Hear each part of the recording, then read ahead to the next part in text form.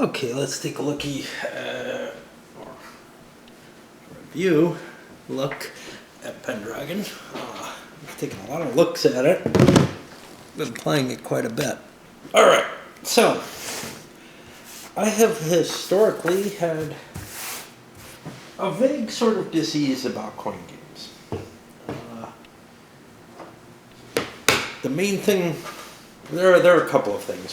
One of them that I express a lot is, wow, they're so tightly designed that they almost always come down because it's fairly easy to keep anyone from running away with the game or from getting an automatic victory if you're paying sufficient attention to what's going on, etc. That all the coin games kind of come down to, oh, it's the last card of the game, and when that comes and whose turns came just before it or whatever the turn order is, if any kind of killer type of event happens just around then, usually that's what determines who wins it, is sort of the last couple plays before the last card that is possible in the game. Every so often, maybe somebody's not paying a lot of attention and the game might conceivably end with an automatic victory, but probably there's kind of bad feelings at that point, at least from the other people who lost, in terms of, well, you could have stopped type of stuff. And nothing serious, but just the games could always end fairly early. That's one of my complaints about coin games. And the other that I probably haven't expressed as much, although I know I expressed it early on, was this kind of feeling of, wow, I don't really feel like I've got territory or something like that. It's all too amorphous, which is sort of the nature of a counterinsurgency, that, you know, one side holds all the territory, but it doesn't hold it very well, and the other side can pop up and crop up and cause problems all over the place. That second thing isn't really a critique of how the design reflects reality. It's just how it makes me feel. I enjoy games better if, you know, I can kind of see the map developing and changing in a significant sort of way.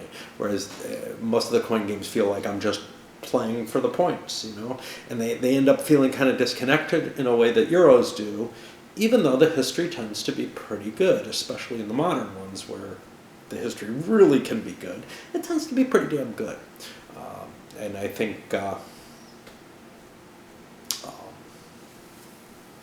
Volko, for example, has acted as something of a gatekeeper to prevent games from going too far into a weird sort of state where that wouldn't happen. But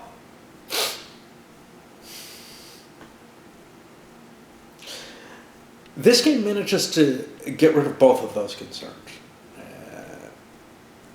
But at what cost is really the question. So, on the one hand, the map does evolve, and there is, especially towards the end of the game, where players end up unable, where the government player isn't really able to shift around quite as much, especially. The raiders become actually more amorphous because they get footholds deep in Britain and can crop up further and further afield from where they'd historically show up. But the Romano-British players, you sort of see their territory shrink, and you also see real territory beginning to develop, perhaps. Not so much in my game, but that's for reasons. In terms of where the raiders kind of have settled, and they kind of coagulate around that territory. Just because it's easier to raid from there.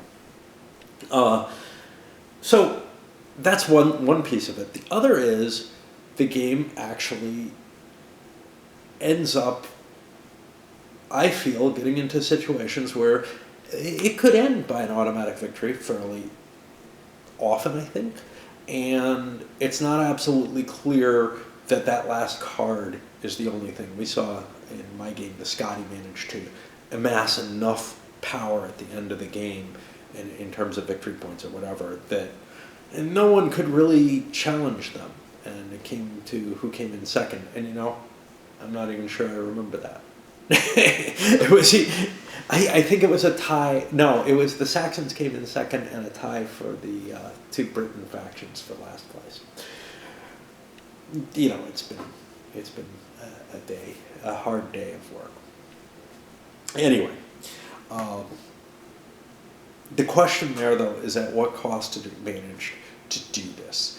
And the way that it managed to sort of cut around this problem that coins tend to have is by making the game state harder to see. It's the obfuscation issue. It's been on my mind recently. Saw a little bit of it in Falling Sky, but here it really is getting to the point where the game is becoming too complex a state to be able to see who's got the most victory conditions, victory points, whatever. That's actually a problem that I have with some more traditional war games. The difference being that, for whatever reason, the coin games bring out a more competitive style to me where I'm like, not, oh gee, let's see who won at the end of the game, but I'm really focused on this, prevent someone from winning, make sure I get my victory, etc. Similar to the way I feel about Civilization or Britannia or any of these other games that are much, much less constrained to their history. Now, I gotta say, when you start going into Ancients, this is a period where we don't know a whole hell of a lot about. And so a lot of it's projection. So to a sense, it's harder to speak about the historical flavor, feel of the game. But it feels reasonable to me, to tell you the truth. It feels like it's capturing a reasonable portrayal of what may be the events of that era. And one thing about it is the events on the cards, but I kind of feel this a lot with coin anyway. The flavor text, as it were, the name, seems kind of unrelated to anything. It just doesn't matter to me much. I look at them and I say, oh yeah, that's connected. I understand what that's doing. But mainly it feels always with the coin games that they're more balanced in terms of capabilities that you're not the formal term for that, but in terms of what you're able to achieve with the card versus other cards that are out there versus the ordering and all that. And that's where all the thinking is, and that really you're not going to be paying too much attention to, who the card represents or anything. You might get a little excitement. Hey, look, it's Arthur, or it's Camelot, or something like that. But the biggest issue that I faced with this was I felt like the game state was getting too complex to really be able to assess that victory condition situation anymore, and not complex enough that I didn't feel like someone just a little bit more focused and dedicated than I am could mop the floor with me in the game by just being willing to play just a little bit more carefully and pay attention to a little bit more. And that feels to me like, unlike, if I'm playing sort of my favorite big war games, or even littler war games, where I feel like I can kind of just sort of say, okay, this is what my general goal is, and I play this out, and the hell with it, I'm not going to worry too much about optimizing the victory points or anything like that. Of course, Squad Leader type game.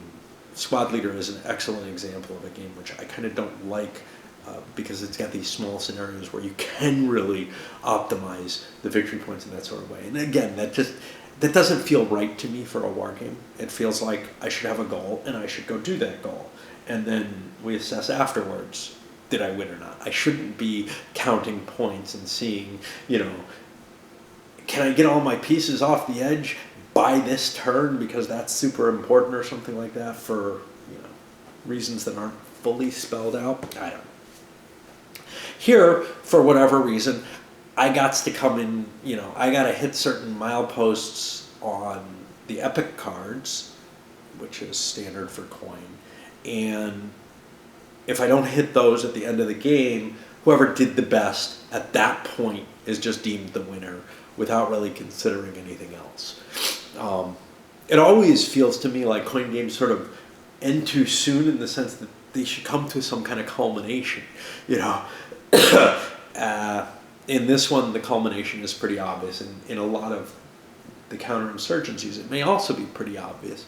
You know, fire in the lake. Maybe the U.S. just can't win over the whole course of Vietnam, but did you do well enough at any given point to hold it till you got to the end, and then still held enough that, you know, you get your victory?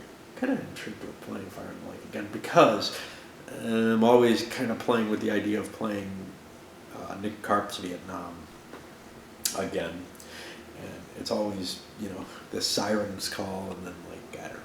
But anyway, for this one, that's sort of my main critique about it, is that it's gotten too it's creating a game state that's sort of hurting me in terms of my ability to see the game state, and it doesn't really fix that core problem, I don't think, because I think somebody who's a little brighter than I am, a little bit better able to see the whole picture, is still going to be able to do exactly what I do. I'm just not competent enough to do it at this point, you know. And maybe if I played more Pendragon, I would get good enough at it that I could reach sort of whatever that level is that I feel that I can play all the other coin games that I've seen, more or less. But in particular, the complexity here comes around the fact, well, one of the complexities that's pretty important, comes around this chart right here, which has to do with what sort of the overall game state is. How much is Rome invested in the world? Has it fragmented completely into warlords? Stuff like that. What's big about that is each of those different steps creates a different victory condition set. Basically, there's 3 sets of victory conditions for the game, and 2 of the victory condition sets say only either the Dukes or the Cervantes can win the game. And so you just have this constant balancing going on in your head. What happens if I drop to another level? What happens if somehow I manage to raise it a level, which, you know, was an option that went into play in this game. And that increases the complexity of what's going on to the point where it's not simply look at the board, look at the track and say, looks like green, whoever green is getting awfully close to their victory conditions, you know, which are either printed on usually they're printed on the board. They are here too, yeah. But the victory conditions are a little more complicated. In addition to that,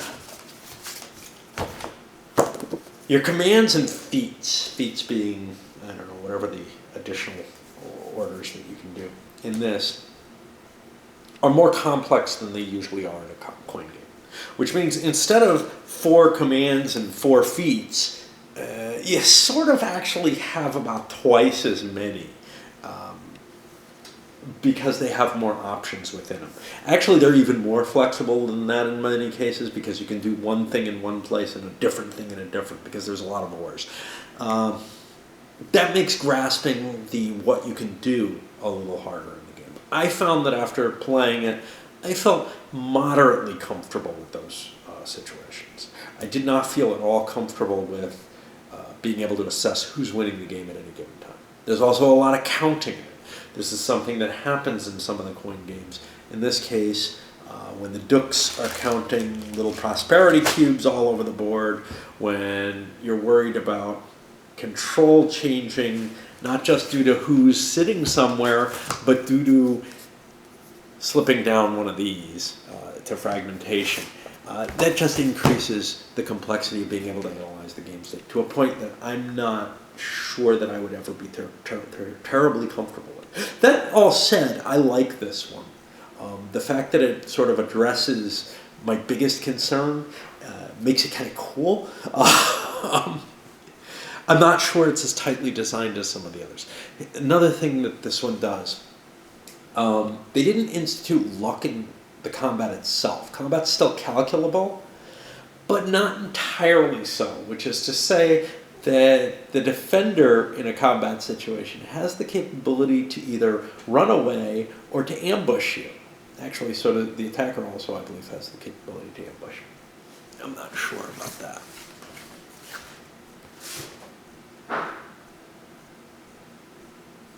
Yeah, I think they can. Let me see. I mean, I think the attacker could evade, but there's no point to that because you're choosing to do that. Anyway, which means you might go into an area and not be able to do the combat that you think you're able to do. And that could mess with your plans in a way that is not similar to which is not the same as the normal coin situation. In the normal coin situation, you can usually predict exactly what your effects are going to be. I don't really like that level of determinism, but I think it works okay in the modern counterinsurgency stuff. Here, it's okay, sort of, but I kind of like the way that there's some non-determinism in it. The place where I really felt like it was necessary is in Falling Sky, and Falling Sky does not have it at all. Yeah, I don't think there's an evasion capability there at all. There is also some randomness and some other factors. For example, whether or not you get to settle, how many of your raiders turn into warbands, stuff like that. Some of that stuff has some die rolls in it. Coin doesn't usually have die rolls in it. So this is kind of an interesting addition to the system to me, and I like that aspect. I really don't like games to be deterministic for the most part. There's some where I can say, that's just such a classic system like Civilization, where it's also not that vitally important most of the time. Counting up the combat losses, it's not the hugest thing in the game. So to some extent, because the game de-emphasizes combat so much, it's okay that it becomes just a mechanical task. So that's pretty much what I've got about gameplay. I want to go into components because components here have actually some interesting factors to them. First of all, keeping track of the victory conditions, it would be kind of useful to have all the different victory conditions being kept track of at once, or at least the difference between whether there's Roman rule and not, so that you, and I could have done it, I could have thrown some more pieces on the board to keep track of that, but that creates an extra burden in terms of the mechanics of keeping that game state visible. But that would have helped me. The cards are your standard stiffy cards from a coin series. Not my favorite, but you only have to shuffle once, and then you stack the deck, and then you're good. It comes with dice. Unfortunately, the choice was made to put Roman numerals on the dice. 4s and 6s, if you're kind of dyslexic, are horrible, and I am certainly dyslexic enough that they're an issue. We'll get to these in a minute. The player pieces, nice wooden pieces. Nothing to object to there except for the damn raiders. I hated them. I guess they're designed to look like little shields or something, but they're these little triangular rounded shapes that when you try to grasp them, they go firing out of my fingers and scattering over and creating problems on the board. Which wouldn't be too terrible if it weren't for the fact that you're stacking wooden counters. So you got the wooden pieces, especially the little raiders, with these little wooden cubes on them, and these little wooden cubes are stacked on top of them, and in some cases they're stacked on top of not only the counters, not only the wooden cubes, but also control counters for the Federati. And it's just quite possible to make a huge mess. It's very difficult to maneuver these pieces. Federati with their markers on top of them with some treasure on them as well. It's just a pain in the butt to move around as compared to what you usually do, which is grab a fistful of pieces and slide them down the road or whatever in a coin game. This one actually I found kind of interesting because most of the modern coin games have the concept of roads in them, and usually that's something that the government style player and their ally can usually use, and the other players can't use. Falling Sky used something a little different. It gave the Romans a capability to move through all territories that they kind of controlled, or that gave them access. That was how roads were represented there, which makes sense. Because basically the time period's a little bit longer in that, and you're not really talking about trying to pacify a whole population in the way that the modern counterinsurgencies do. This one does something different. This one takes time scale to a whole different level. We're not talking about, a couple months here in terms of turns or something like that. We're talking about rather a period that's long enough for settlements to arise or be destroyed. We're talking about something where the raids can significantly affect the prosperity of the land and turn it into a wasteland or whatever. So there's certainly time for any military units to walk however far they go, but the game's handling things in a much more abstract fashion than just military units. The only thing that's done in anything like close time is probably the interception command that the Dux has. And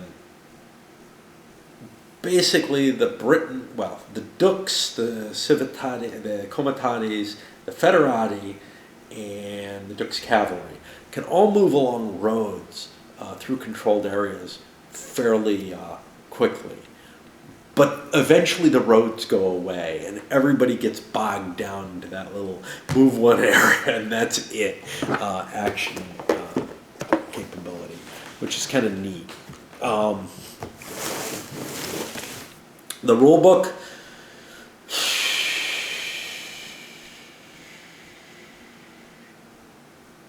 I don't think the rule book was too bad in terms of being able, to understand what's going on. But again, the coin system is fairly heavily baked in. Where the problem came is with the cards and the player aids. The player aids often said things a little differently from the rule book and didn't have you might want to check the rules on this type of notation or coloring or something like that would help remind, because they're trying to fit, twice as many commands on each player aid card by kind of making each command more dense. So that was one facet of it, is there's a lot of information on each player aid card, and they couldn't squeeze it all in very easily. Maybe with some more careful wording they could have.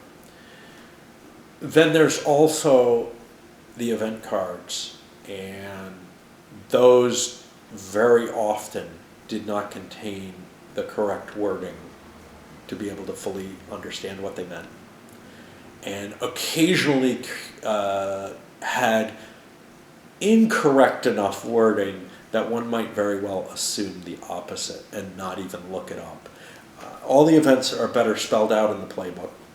There's a little bit of ambiguity in the game. I think I found one or two places where there were issues. Certainly one of them is, do the Roman roads come back? I would have never even thunk that they did if someone hadn't pointed out that, there's a thread where the designer basically says, with one card they come back. And I think it's the card that I played that brought Roman rule back into play. It does not in any way imply that the card comes back, and the word permanently goes to the roads not being available. So I'm pretty convinced that the rules as written do not support the game designer's view on this.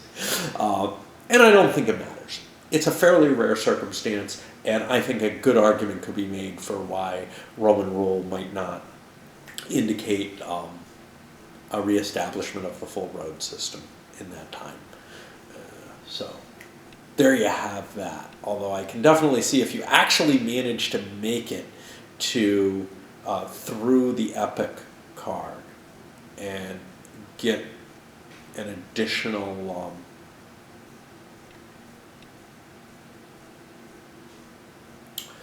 actually been able to maintain Roman rule or even autonomy during that period, that the option to reestablish the roads should be there then.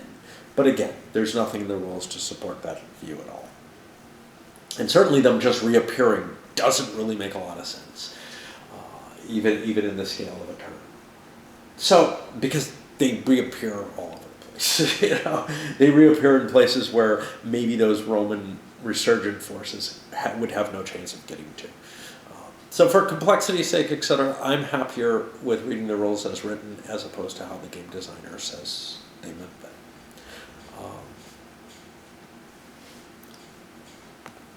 Now, let's see what else we have. There was something else I wanted to touch on. Can't for the life of me remember.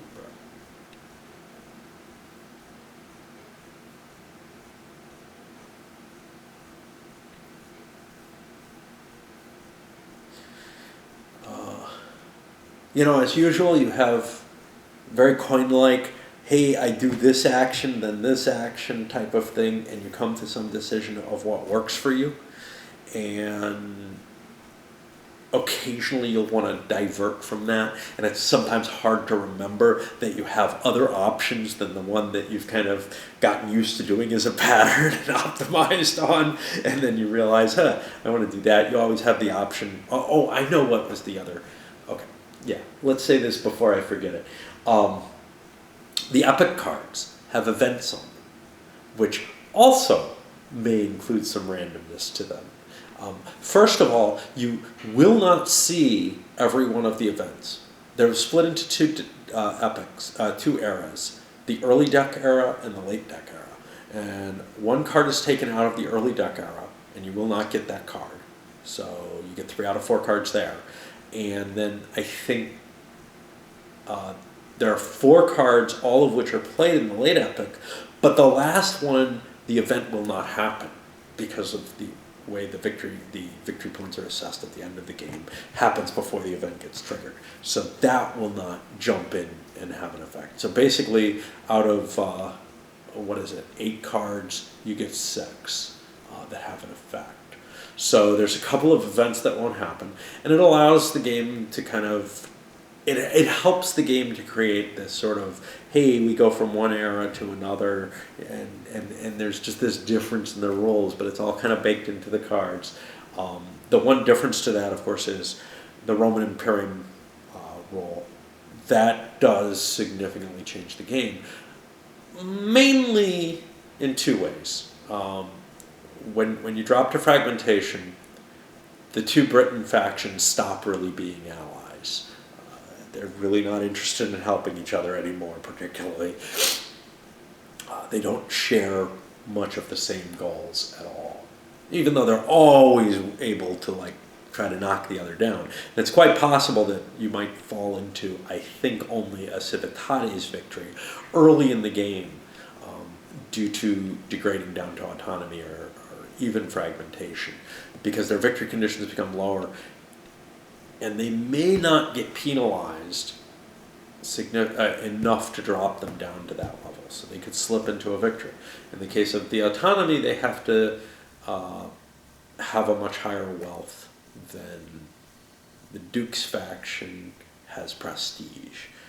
But the Duke's faction prestige gets cut in half when that happens, so it may well happen. Anyway, and that's kind of the one situation that I think, if there's any unbalance in the game, it's built into that, gosh, I don't know if the Britons might be able to squeeze a victory off of when Rome starts to collapse in either of the collapse stages. That's the one thing that I see as kind of somewhat unbalanced. The other side of it, though, is I think it becomes harder, although definitely not impossible. It becomes harder for the Dukes and the Civitatis, the 2 Britain factions, to win the game if it goes to the end. It certainly becomes harder than it is early in the game when they're the only ones who have any possibility of winning. But it feels to me like it's not that difficult to strip away their points. Whereas the Scotty points are really hard to strip away, especially their prestige points. Not prestige, whatever. Glory points. I don't know what they're even called. The Saxons have an interesting situation where they're capable of making a victory kind of like the Scotty do, if they reach enough prestige level or whatever at the end of an epic before fragmentation. But once fragmentation happens, they slip down into a situation that's kind of similar to the Britain factions, where they just have to control territory. And territory you have to control is fairly easy to take away from you. So it becomes harder to get to the automatic victory. On the other hand, part of the requirements for the Scotti and for the Saxons, if fragmentation hasn't happened in terms of victory, is that they have to have a certain number of their forts on the settlements on the board, and those settlements are fairly easy to knock out too. So there's still a strong capability to knock someone else out of their victory situation if you're aware that they can win. And that's one of the big things, is that the victory conditions change, especially and most notably for the Civitatis, where I think they're able to slip into a victory that they might not otherwise get. Certainly it's an asymmetrical game. You have two Raider players who have their own differences anyway, and then you have the two government players, right? If it's sort of like that. One that's just in charge of the military and really doesn't operate at all the same as anyone else, and then the other who, until fragmentation, and then the other who's kind of in charge of the civilian population, and they have their own very different sort of way of acting. So Falling Sky ended up feeling more like there was one weird player, the Romans, and the other three were all pretty much the same. This feels more like a normal coin game, where there's maybe a couple of factions that have similarities, and in this case the two Raiders, which are fairly similar, and then the other factions are significantly different from that. When you get to the end of the game, though, that changes a little bit, the two Britain factions become more and more similar to each other as they turn from the military and civilian population of Roman Britain to competing warlord factions that are not based on raiders and recent invaders. So yeah, I think it's interesting. I think it's a little bit more painful than your normal coin game. I think it might not appeal to some coin gamers who really like to be able to calculate everything. You can't calculate as much in this because there is a little bit there's a little bit more uncertainty because of the addition of the dice, and then some of the events can really wallop you pretty hard. Some of them have a bigger effect than maybe in some of the modern games. So to me, that's cool. I like a lot of randomization in a game. And the other thing is, you're watching Britain devolve in a way that I don't feel any of the other coin games. Now, I have not played the American Revolution one. That might show something more. That might, because as the rebels start to coalesce into a real nation, that might also show this kind of graphical appearance of a difference in the game. But to me, this one is significantly different from all the other coin games that I've seen. And I'm really glad that I picked up the last couple that I did. I'm still missing a few. I'm intrigued by Algeria because the fact that it's two-player should take away that always able to knock down the leader aspect of it. And I'm flirting with the idea of some of the others. A Distant Plain I know I like. It's just a matter of, do I need another one of the counterinsurgency type games, the modern counterinsurgencies? Even though I think it's one of the better ones, the only one that I maybe put above that in terms of, and it's simple too, is Andean Abyss. I really liked Andean Abyss a lot. Not just because it's the first one I saw, I don't think, but because it felt very clean. But A Distant Plain also felt very clean. Fire in the Lake felt a little clunky and a little bit like we were getting too far. This one feels clunky and like we're getting too far, but you know what? It's going farther enough that it's like doesn't feel like it's fitting that same mold quite as much. So it does appeal to me a lot. It just feels a little less coiny than, and Falling Sky felt a little less coiny. I mean, when you get out of the period that the system was designed for, you're going to see variance, but I don't think it's unreasonable that GMT made the decision to go for, along with Volko, obviously,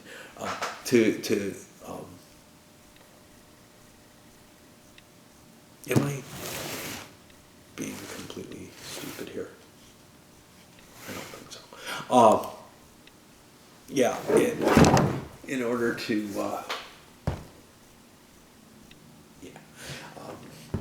in order to